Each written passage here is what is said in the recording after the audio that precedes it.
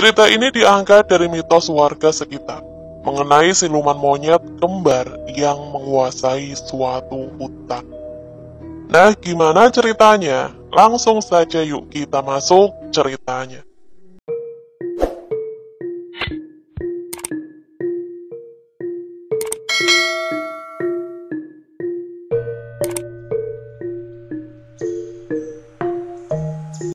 Enggak, jasad itu harus kita kuburkan di suatu tempat. Aku nggak mau masuk penjara, ucap Rifki pada teman-temannya yang sedang panik. Aku nggak setuju, kita harus bawa ke rumah sakit. Siapa tahu dia masih bisa diselamatin. Kali ini aku memberi pendapat, namun ditolak mentah-mentah oleh kedua rekanku. Gila, kamu sendiri udah ngecek kan? Nafasnya udah nggak ada. Udah nggak usah banyak omong, masukin jasadnya ke mobil, perintah Reza tanpa mau mendengarkan pendapatku. Kami memasukkan jasad Rani ke mobil, mendudukan seolah-olah dia tertidur di kursi belakang. Aku menjaganya agar seolah-olah Rani terlihat masih hidup. Mobil berjalan dengan tidak tentu. Hujan turun begitu deras, menyulitkan kami untuk mencari lokasi untuk mengubur jasad Rani.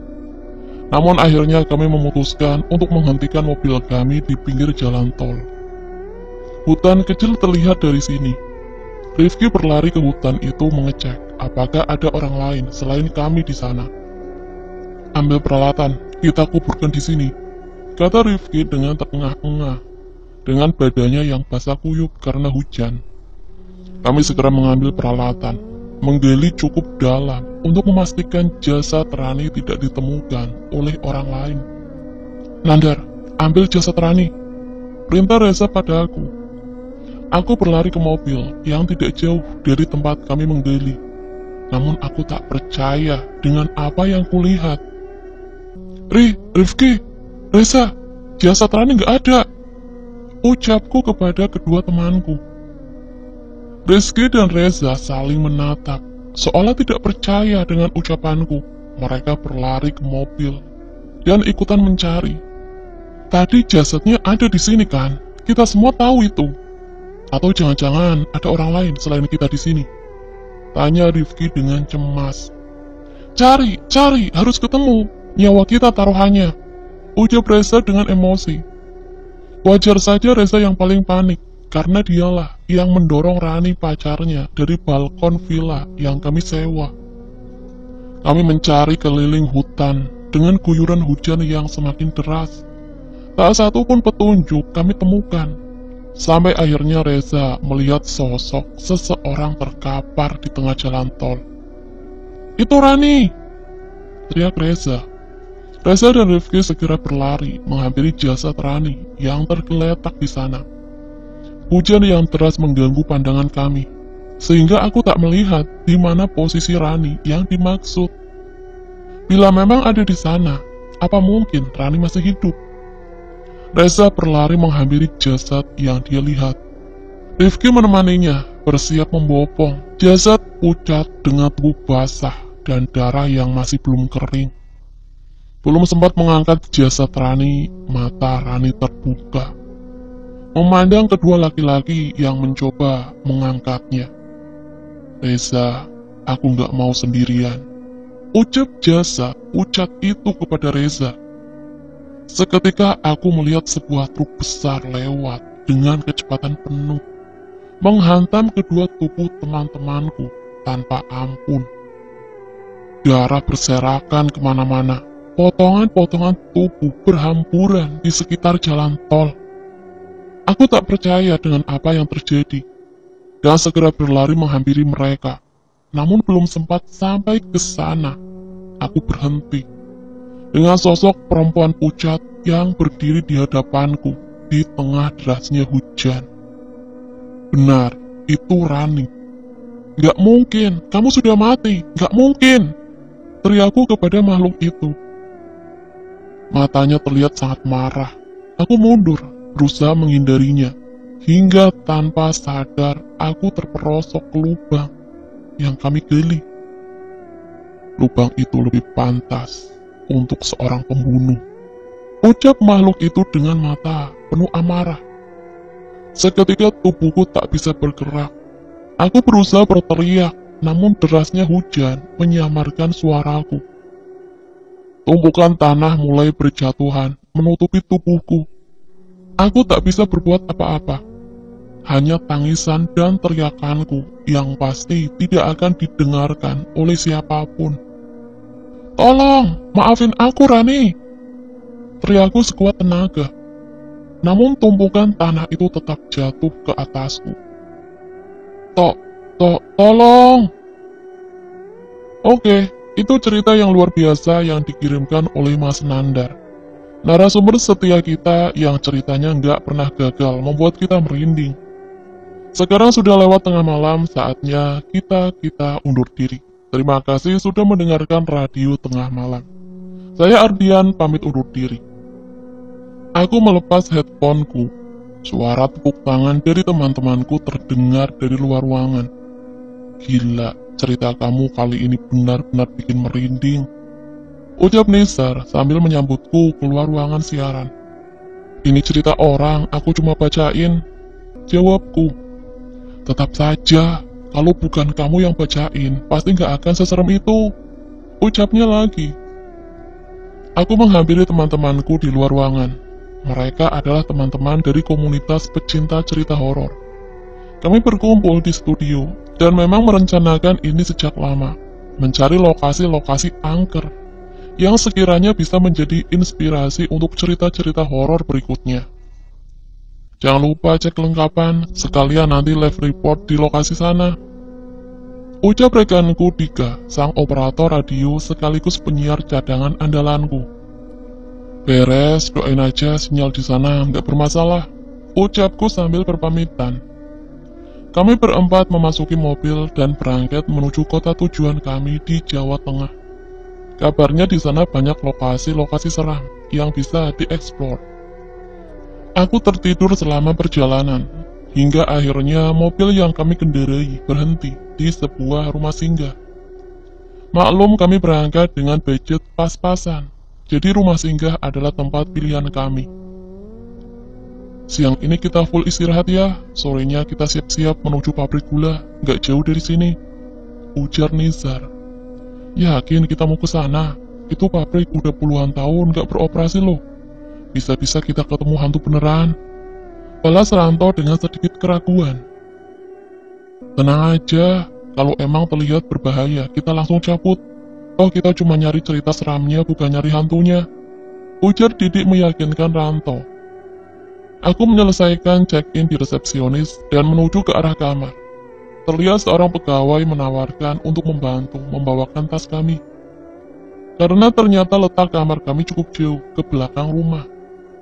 Kami beristirahat seperlunya, mempersiapkan diri dan berkumpul di lobi. Nisar kembali menyetir dan Didi sebagai pencari informasi yang menunjukkan lokasi di mana pabrik gula yang dimaksud itu. Menjelang maghrib mobil kami mulai memasuki lokasi yang menyerupai hutan. Namun terlihat jalur mobil masih dapat dilintasi di tempat ini. Tak lama sebuah bangunan tua terlihat dari kejauhan. Pabrik gula besar yang masih terlihat kokoh, namun juga sudah dipenuhi oleh tanaman merambat. Suasana angker sangat terasa di tempat ini. Langit senja yang memerah menyempurnakan suasana misterius bangunan tersebut. Kita mulai dari mana? Tanyaku pada Nisar. Kalau pintu depan tidak terkunci, kita masuk dari pintu depan saja, ucap Nisar.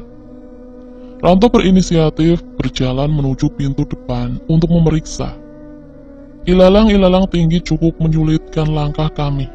Terlihat beberapa pohon pisang berdiri subur di dekat pintu masuk pabrik gula ini. Bisa, pintunya nggak dikunci, info Ranto pada kami. Suara pintu besi terseret terdengar menggema dari pintu itu. Sebuah ruangan besar yang berisi mesin-mesin tua terlihat di hadapan kami. Tak sadar hari sudah mulai gelap. Kami menyalakan senter yang sudah kami persiapkan untuk memperjelas penglihatan kami. Atap-atap yang telah rusak membiarkan cahaya bulan masuk menerangi sudut-sudut bangunan ini. Kita nggak usah lama-lama ya, jelas Ranto. Iya, aku juga sekarang udah gak nyaman ada di sini. Jawabku mendukung Ranto. Ruangan demi ruangan kami memasuki. Hanya ruangan dengan tembok-tembok yang sudah lapuk dan mesin-mesin rongsokan yang terlihat. Kurasa ini cukup untuk bahan dokumentasi dan materi live report nanti. Semua tidak ada yang aneh.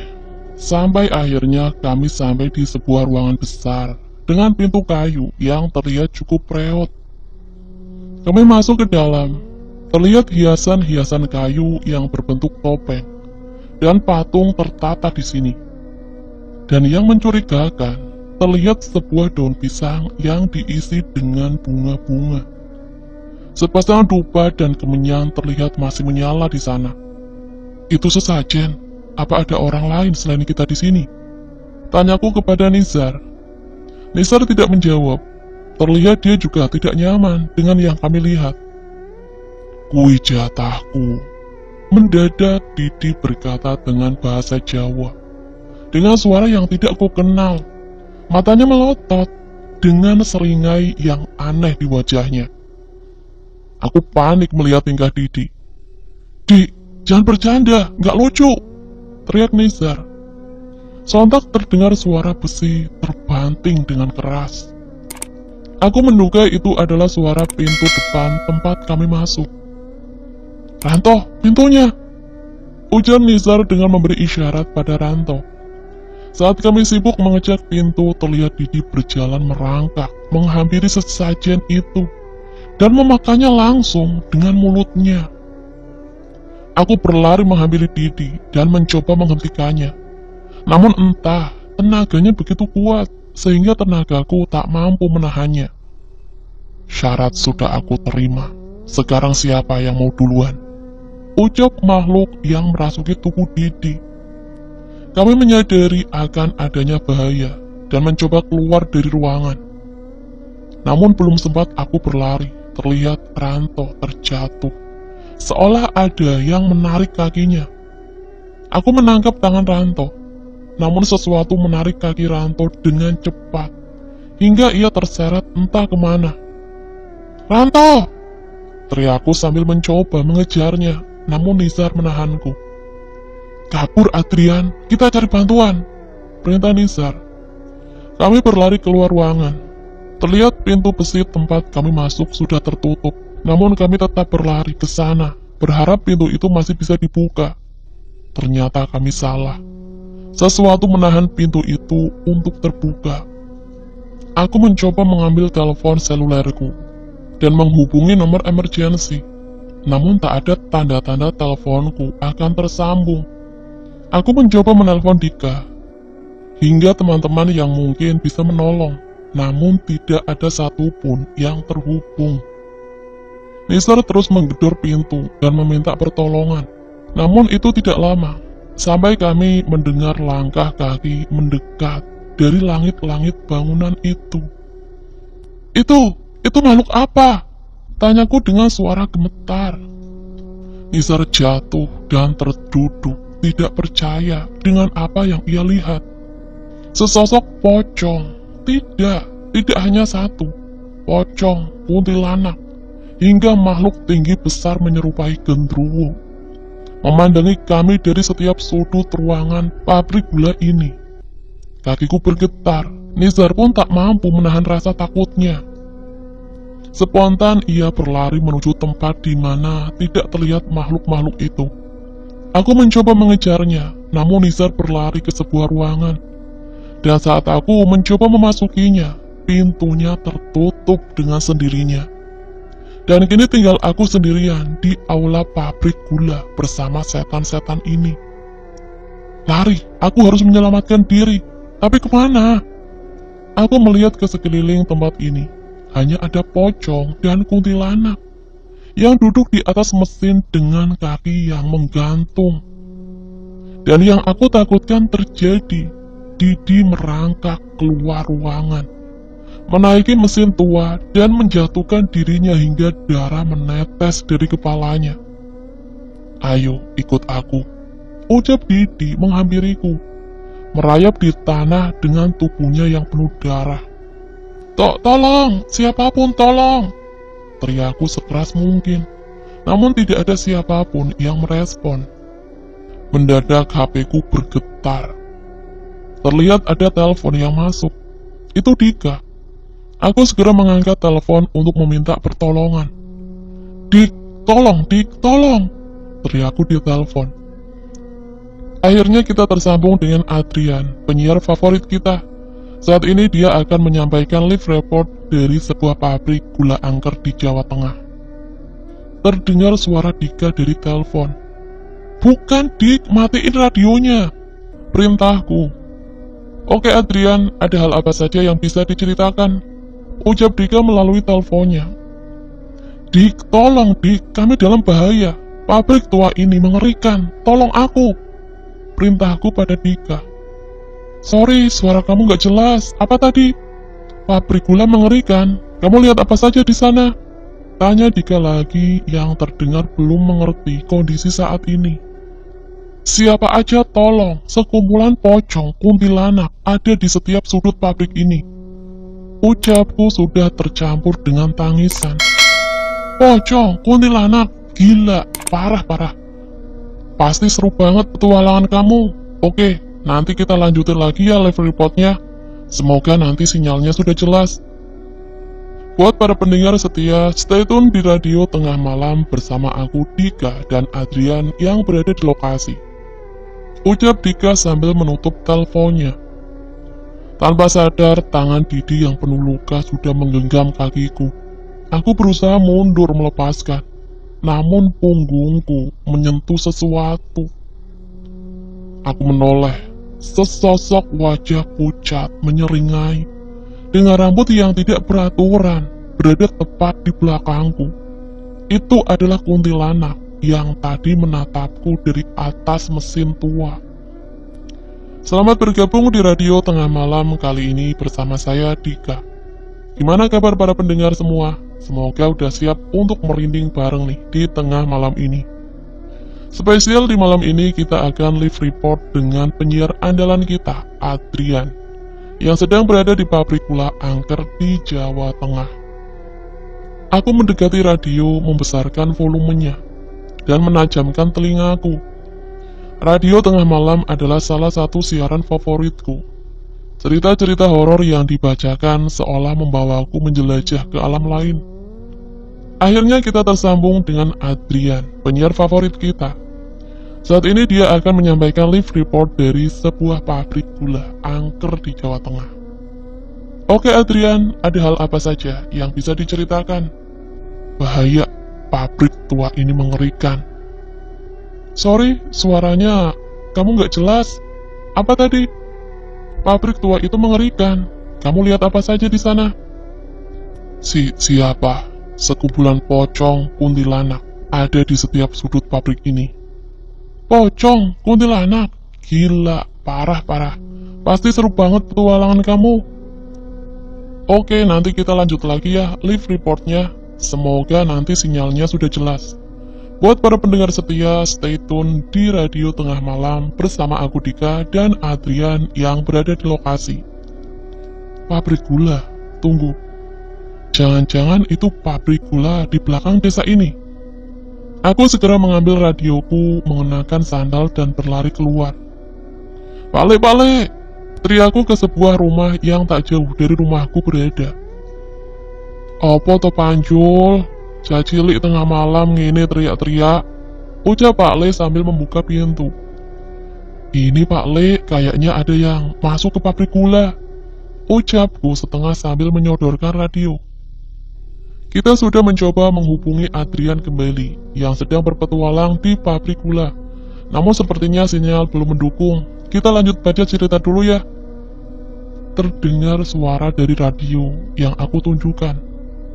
Waduh, yowes tak cek dulu, ucap Pak Le sambil bersiap mengenakan sandalnya. Aku ikut, tak jemput Kliwon dulu, sautku. Ikut ya ikut, tapi monyetmu itu gak usah dibawa, ucap Pak Le. Kliwon adalah monyet peliharaanku. Aku sering membawanya ke hutan sekitar pabrik gula. Di sana ada tanaman pohon-pohon pisang yang menjadi makanan favorit Kliwon. Biarlah Pak D, biar cari pisang sendiri di sana, jawabku kepada Pak Le. Pak Leku, Bimo Sambara, adalah salah satu orang terpandang di desa. Beliau memang dipercaya untuk mengurus permasalahan yang kadang terjadi di peninggalan pabrik gula zaman Belanda yang sudah lama terbengkalai. Rumput-rumput yang tinggi dan gelapnya malah menemani perjalanan kami. Hanya penerangan dari lampu petromak yang membantu penglihatan kami. Sebuah pabrik tua terlihat di hadapan kami, terlihat pohon-pohon pisang tumbuh subur di depannya. Sontak, Kliwon melompat dari bahuku dan bersiap menikmati pisang favoritnya di sana. Pak Le, pintunya nggak dikunci? Tanyaku saat melihat tidak ada lagi gembok di pabrik gula tersebut. Nggak mungkin, pintunya selalu tak kunci, jawabnya sambil mempercepat langkah. Kami mendekati, mencoba membuka pintu tersebut. Namun sulit terbuka. Aku melihat sekeliling. Ternyata sebuah balok kayu menahan pintu itu dari luar. Kami menyingkirkannya, dan pintunya pun berhasil dibuka. Terdengar suara rumput terinjak dari samping pabrik. Aku sedikit curiga, namun kurasa kondisi di dalam gudang lebih penting. Bener Jul, ada yang masuk, ucap Pak Le kepada aku. Bener toh Pak Le, tapi suasananya kok medeni ngene yo, jawabku pada Pak Le. Pak Le berjalan mengelilingi pabrik sambil melihat ke sekeliling dengan penerangan dari lampu petromaknya. Woi, ada orang! Teriakanku menggema ke seluruh pabrik gula. Namun tidak ada seorang pun yang menjawab. Pak Le terlihat serius di suatu sudut ruangan. Terlihat seperti sedang berbicara dengan sesuatu. Oh, bocah-bocah semprul itu di sebelah sana, Jul, ucap Pak Le kepadaku sambil menunjuk ke sudut mesin tua. Benar saja, terlihat sosok remaja tergeletak di sudut aula pabrik gula dengan wajah yang sudah pucat. Aku mengecek nafas dan jantungnya. Beruntung dia masih hidup. Mas, bangun mas, ucapku mencoba membangunkan pria itu, namun tidak ada respon dari tubuh itu. Sebentar. Pak Le merogoh tasnya, mengambil air minum, membacakan doa, dan meminumkannya kepada pria itu. Perlahan mata itu terbuka. Terlihat mukanya masih pucat. Pak, tolong Pak, tolong. Pria itu memaksakan diri untuk duduk dan menggenggam bahu Pak Le. Tempat ini mengerikan Pak, tolong teman saya kesurupan. Dan makhluk pocong, kuntilanak, berkeliaran di sekitar sini, ucapnya kepada Pak Le.